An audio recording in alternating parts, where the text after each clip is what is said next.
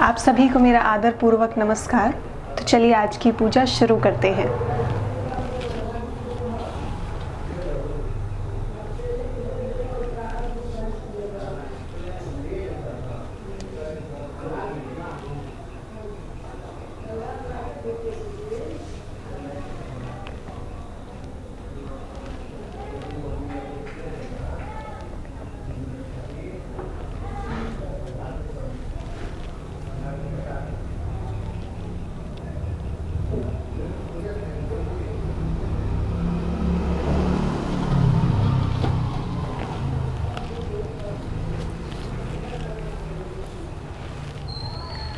सबसे पहले हम पढ़ेंगे दुर्गा कवच।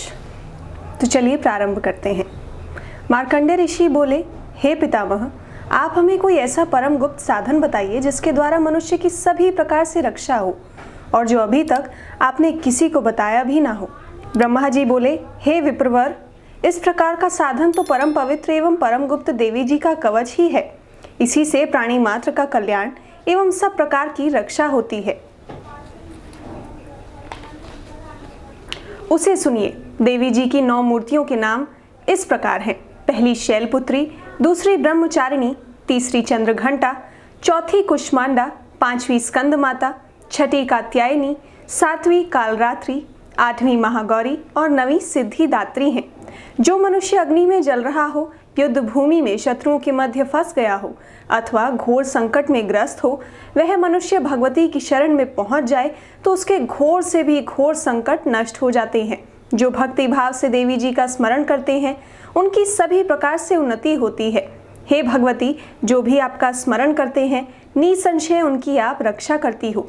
प्रेत की सवारी करने वाली चामुंडा देवी, हे बाराही महिष पर, इंद्री हाथी पर, वैष्णवी गरुड़ पर, महेश्वरी बैल पर, कौमारी मोर पर और लक्ष्मी कमल के आसन पर विराजमान है। श्वेत रूप धारण करने वाली वृषभ के वाहन वाली ईश्वरी देवी हैं। हंस पर चढ़ी हुई सभी आभूषणों में भूषित ब्रह्मी देवी हैं। इस प्रकार अनेक प्रकार के रत्नों से विभूषित सभी योग शक्तियों से संयुक्त ये सब माताएं हैं। सभी देवी क्रोध युक्त रथों पर सवार होकर दर्शन देती हैं। ये शंख, चक्र, गदा, शक्ति, हल, मूसल, खेटक, तोमर, परशु, पाश, कुंती, त्रिशूल, उत्तम शांख, धनुष इत्यादि अस्त्र शस्त्र दैत्यों के शरीर नाश के लिए, भक्तों को अभय देने के लिए एवं देवताओं के हित के लिए धारण करती हैं। महान रौद्र रूप, अत्यंत घोर पराक्रम, महान बल और महान उत्साह वाली देवी, तुम महान भय का नाश करने वाली हो। तुम्हें नमस्कार है। तुम्हारी ओर देखना भी कठिन है। शत्रुओं को भय बढ़ाने वाली जगदम्बिके, मेरी रक्षा करो। पूर्व दिशा में मेरी रक्षा इंद्री देवी करे। अग्नि कोण में अग्नि देवता, दक्षिण में वाराही, नेतृत्व कोण में खंग धारणी, पश्चिम में वारुणी, वायु कोण में मृगवाहिनी, उत्तर में कौमारी, ईशान कोण में शूल धारण, ऊपर ब्रह्मा जी एवं नीचे वैष्णवी देवी रक्षा करें। इसी प्रकार सबको अपना वाहन बनाने वाली चामुंडा देवी 10 दिशाओं में मेरी रक्षा करें। जया मेरे आगे की, विजया पीछे की, बाएं और अजिता, दाईं और अपराजिता रक्षा करें। उद्योतिनी मेरी शिखा की, उमा मेरे मस्तक पर विराज कर, मस्तक की मालाधारी, बौहों की यशस्विनी, बौहों के मध्य में त्रिनेत्र, नासिकाओं की यमघटा देवी, नेत्रों के मध्य में शंखिनी, कानों को द्वारवासिनी, कपोलों की कालका, कानों के मूल देश को शांकरी मेरी रक्षा करें। नासिका की सुगंधी, ऊपर के होठ की चर्चिका, नीचे के होठ की अमृत कला एवं जीवा की सरस्वती देवी रक्षा करें। दांतों की कौमारी, कंठ की चंडिका, गले की चित्रघंटा, तालु प्रदेश की महामाया रक्षा करें। चिवुक की कामाक्षी, वाणी की सर्वमंगला, ग्रीवा की भद्रकाली, पृष्ठ अस्थियों की धनुर्धरी रक्षा करें।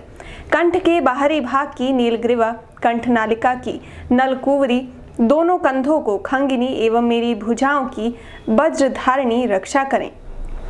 दोनों हाथों की दंडिनी, उंगलियों की अंबिका, नाखूनों की शूलेश्वरी, कुक्षी की कुलेश्वरी रक्षा करें।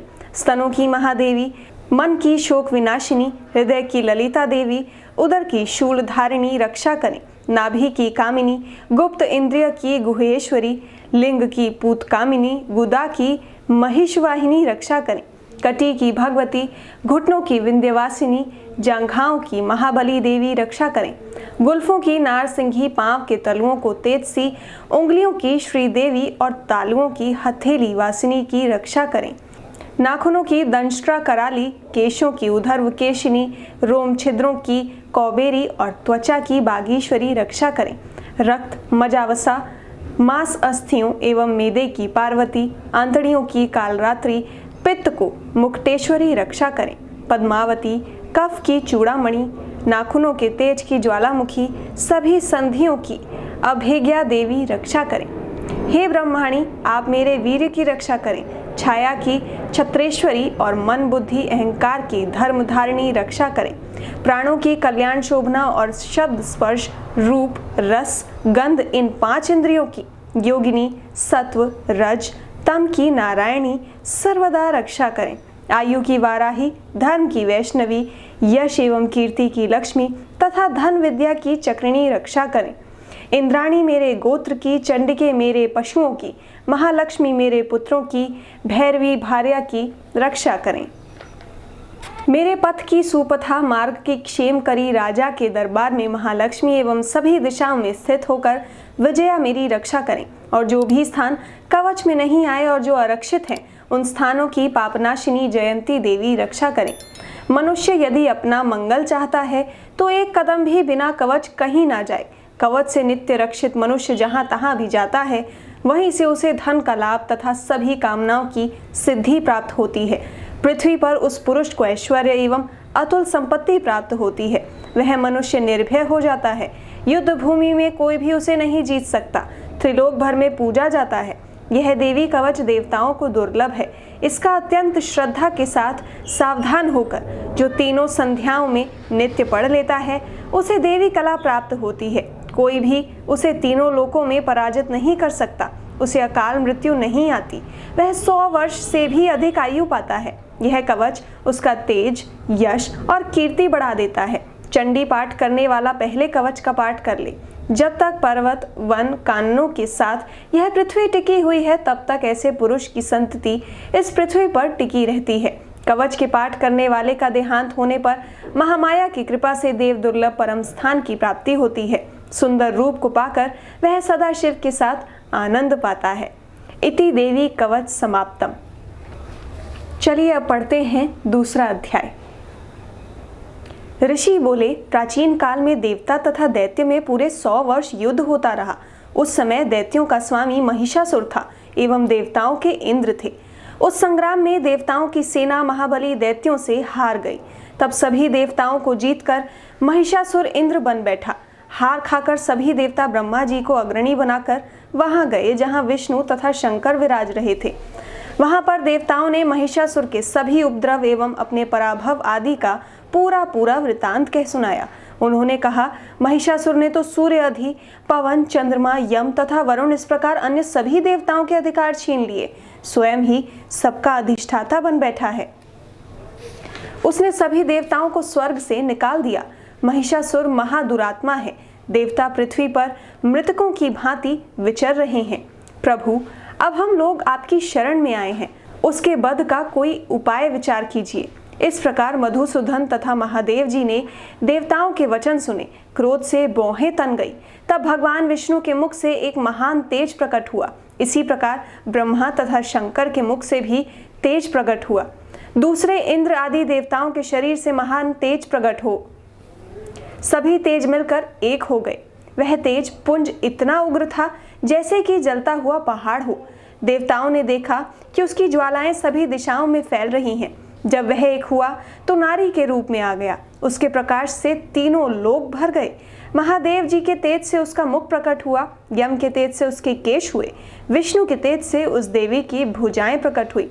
चंद्रमा से दोनों स्तन, इंद्र के तेज से उसका कटी प्रदेश, वरुण के तेज से जंघा व उरुस्थल पृथ्वी के तेज से नितंबों का प्रादुर्भाव हुआ। ब्रह्मा के तेज से दोनों चरण, सूर्य के तेज से चरणों की उंगलियां, वसुओं के तेज से हाथों की उंगलियां, कुबेर के तेज से नासिका का आविर्भाव हुआ। उसके दांत तो प्रजापति के तेज से प्रकट हुए। अग्नि के तेज से 3 नेत्र हुए। दोनों संध्याओं से दोनों बौहें, वायु के तेज से दोनों कान उत्पन्न हुए। इसी प्रकार दूसरे देवगणों के तेज के द्वारा भगवती का प्रादुर्भाव हुआ। जब समस्त देवताओं के तेज पुनः से प्रकट हुए, देवी जी को देख महिषासुर से पीड़ित सभी देवता प्रसन्न हुए। महादेव जी ने उस देवी को अपने त्रिशूल से शूल निकाल कर दे दिया। श्री विष्णु जी ने अपने सुदर्शन चक्र से चक्र प्रकट करके दिया। वरुण ने शंख तथा अग्नि ने उसे शक्ति दी। मारुति ने धनुष दिया और बाणों से भरपूर 2 तरकस दे दिए। देवराज इंद्र ने अपने वज्र से वज्र दिया। फिर सहस्त्र नेत्र इंद्र ने ऐरावत हाथी से घंटा दिया। यमराज ने कालदंड प्रदान किया। सागरपति ने रुद्राक्ष माला अर्पित की। ब्रह्मा ने कमंडल भेंट किया। सूर्य ने भगवती के रोमकोपों में अपनी किरणें प्रदान की। काल ने तलवार तथा उत्तम ढाल अर्पण की। क्षीर सागर ने हार तथा कभी पुराने ना होने वाले 2 वस्त्र भेंट किए। इसी प्रकार चूड़ामणि, दिव्य कुंडल तथा 2 कड़े भी भेंट किए तथा चमकता हुआ अर्धचंद्र, सभी भुजाओं के लिए बाजूबंद, चरणों के लिए नुपुर, कंठ के लिए सर्वोत्तम कुंठला भेंट किया। इसी प्रकार सभी उंगलियों के लिए रत्न जड़ित मुद्रिकाएं प्रदान की। विश्वकर्मा ने निर्मल परशु भेंट किया और अनेक रूपों वाले अस्त्र, अभेद कवच, मस्तक तथा गले में धारण करने के योग्य कभी ना कुम्हलाने वाली कमलों की माला दी। जलधि ने उसे बहुमत सुंदर कमल दिया। हिमाचल ने वाहन के लिए सिंह और भी अनेक प्रकार के रत्न भेंट किए। कुबेर ने सूरापूर्ण पात्र दिया। सभी नागों के स्वामी शेष जी ने महामणियों से सुशोभित नागहार दिया, जो शेष जी इस पृथ्वी का धारण किए हैं। इसी प्रकार दूसरे देवताओं ने भी भूषण तथा आयुधों के द्वारा देवी जी का सत्कार किया। तब तो भगवती ने अट्टहास करके ऊंचे स्वर से गर्जना की। उसके भयानक नाद से सारा आकाश भर गया। तब देवगण प्रसन्न होकर उस सिंह वाहिनी देवी की जय जयकार करने लगे। मुनियों ने भक्ति भाव से नम्र होकर देवी जी की स्तुति की। इधर देवताओं के शत्रुओं ने सारे त्रिलोक को क्षोभग्रस्त देखा। तब तो वे अपनी सारी सेना को कवच आदि से तैयार कराकर अस्त्र शस्त्र लेकर झट उठ खड़े हुए। महिषासुर क्रोध में आकर बोला, अरे यह क्या हो रहा है? इतना कहकर सभी दैत्यों के साथ घिरकर उस सिंहनाद की ओर भागा। वहां जाकर उसने तीनों लोकों को अपने तेज से प्रकाशित करती हुई देवी को देखा। उस देवी के चरणों के भार से पृथ्वी दबी जा रही थी। माथे के किरीट मुकुट से आकाश पर रेखाएं पड़ती जा रही थी। उसके धनुष की टंकार से 7 पाताल क्षोभग्रस्त थे। हजारों भुजाओं से सभी दिशाओं को ढांप कर देवी खड़ी हुई थी। उन देवी जी के साथ उन दैत्यों का युद्ध आरंभ हो गया। नाना प्रकार के अस्त्रों शस्त्रों का प्रहार करने लगे। उनसे सभी दिशाएं भर गई। महिषासुर का सेनापति उस समय चिक्षुर नामक एक महान दैत्य था। देवी जी के साथ उसी का युद्ध होने लगा। उसी प्रकार अन्य दैत्यों को तथा चतुरंगिणी सेना के साथ लेकर चामर भी युद्ध करने लगा। 60,000 रथियों को साथ लेकर उदग्र महादैत्य भी युद्ध में प्रवृत्त हो गया। महाहनु दैत्य 1 करोड़ रथियों को साथ लेकर लड़ पड़ा। तलवार के समान पैने रोमों वाला असीलुमा नामक दैत्य 5 करोड़ रथियों के साथ युद्ध में आ गया। 60 लाख रथियों से आवृत बाष्पकाल दैत्य युद्ध में उतर पड़ा। पारिवारित दैत्य हाथी एवं घोड़ों के अनेकों सवारों के समूहों से घिरा हुआ करोड़ रथियों के साथ उस युद्ध में युद्ध करने लगा। बिड़ाल दैत्य 5 अरब रथियों को साथ लेकर लड़ने लगा और भी हजारों महादैत्य रथ, हाथी, घोड़ों से घिरे हुए रथियों को साथ लेकर देवी जी के साथ युद्ध करने लगे। उस रणांगन में स्वयं महिषासुर भी रथों, हाथी एवं अश्वों की सेनाओं से घिरा हुआ खड़ा था। तोमर, भिंदीपाल, शक्ति, मूसल, परशु, पटीश, संग आदि शस्त्रों से युद्ध में देवी जी के साथ युद्ध करने लगे। कुछ दैत्यों ने देवी जी पर शक्तियां छोड़ी एवं दूसरों ने पाश फेंके। तब उस चंडिका देवी ने उन पर अस्त्रों शस्त्रों की वर्षा करके तोड़ डाला। इधर देवी जी का वाहन सिंह भी क्रोध में आ गया। अपने गर्दन का बाल हिलाता हुआ दैत्यों की सेना में इस प्रकार घूमने लगा जैसे कि वन में अग्नि फैलती जा रही हो। उस युद्ध भूमि में युद्ध करती हुई अंबिका ने जितने श्वास छोड़े वे ही झटपट सैकड़ों हजारों गणों के रूप में परिणत हो गए। प्रकट होकर उन गणों ने खंग, बिंधीपाल, परशुपटीश आदि शस्त्रों से युद्ध आरंभ कर दिया। देवी जी की शक्ति से वृद्धि पाकर वे गण दैत्यों का नाश करने लगे। साथ में दूसरे गण नगाड़े, शंख आदि बजाने लगे। महती प्रसन्नता देने वाले उस युद्ध रूप उत्साह में कुछ एक ने मृदंग बजाए। तब देवी जी ने त्रिशूल, गदा, शक्तियों की वर्षा से तलवार आदि शस्त्रों के सैकड़ों महान असुर मार डाले। दूसरे कितने एक दैत्य को घंटा के भयनाद से मूर्छित करके मारकर गिरा दिया। मरे दैत्यों को पाश से बांधकर पृथ्वी पर घसीट डाला। कितनों ने तो गदा की चोट से घायल होकर पृथ्वी पर सो गए। मूसलों के प्रहार से कई एक रुधिर बमन करने लगे एवं कई एक शूल द्वारा वक्ष स्थल फट जाने से पृथ्वी पर पड़ गए। कितने एक दैत्य बाणों की वर्षा द्वारा युद्ध भूमि में काट गिराए गए। बाज पक्षी की भांति आक्रमण करने वाले देव शत्रु दैत्य प्राण छोड़ने लगे। कितने एक दैत्य की भुजाएं कट गई, दैत्यों की ग्रीवा छिन्न भिन्न हो गई। कई दैत्यों के सिर कट गए, दूसरे मध्य में विदीर्ण हो गए। कुछ की जंघाएं कट गई और पृथ्वी पर गिर गई, और कुछ एक दैत्य को तो एक भुजा, आंख, एक पांव, एक वाला करके दो दो टुकड़े कर डाला। मार मार कर गिराए हुए रथों, हाथी, घोड़े एवं असुर की लाशों के द्वारा जहां महायुद्ध हो रहा था, वहां की पृथ्वी इस प्रकार भर गई थी कि वहां आना जाना कठिन हो गया। वहां सेना एवं असुरों के रुधिर की बड़ी बड़ी नदियां बहने लगी। जगदम्बा जी ने एक क्षण में ही दैत्यों की सारी सेना का इस प्रकार नाश कर दिया जैसे कि लकड़ियों के बड़े ढेर को अग्नि जला देती है। देवी का वाहन सिंह अपने बालों को छटकाता हुआ, बड़ी गर्जना करता हुआ दैत्यों के शरीरों से मानो प्राण ही चुन रहा हो, इस प्रकार घूमने लगा। देवी जी के उन गणों ने महाअसुरों के साथ बड़ा युद्ध किया, जिससे देवता प्रसन्न होकर आकाश से पुष्पों की वर्षा करने लगे। तो ये हमारा दूसरा अध्याय समाप्त होता है। और जैसा कि मैंने आपको कल की वीडियो में बताया था कि अध्याय समाप्त होने के बाद क्षमा प्रार्थना करना भी बेहद ज़रूरी होता है। तो चलिए क्षमा प्रार्थना शुरू करते हैं। परमेश्वरी, मेरे द्वारा रात दिन सहस्त्रों अपराध होते रहते हैं। यह मेरा दास है, यूँ समझकर मेरे उन अपराधों को तुम कृपा पूर्वक क्षमा करो। परमेश्वरी, मैं आवाहन नहीं जानता, विसर्जन करना नहीं जानता तथा पूजा करने का ढंग भी नहीं जानता, मुझे क्षमा करो।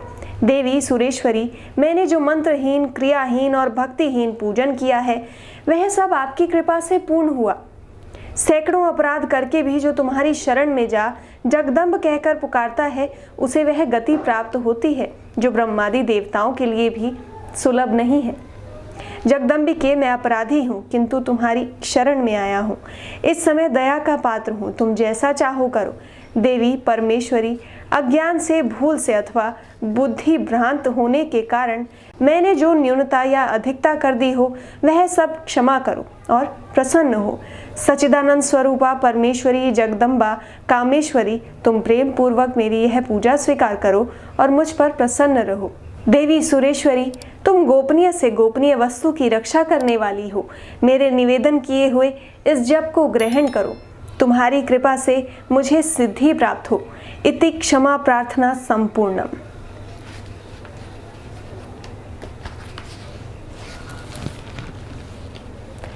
पूजा समाप्त होने के बाद आप माता रानी से अपना मन वांछित इच्छा मांग सकते हैं।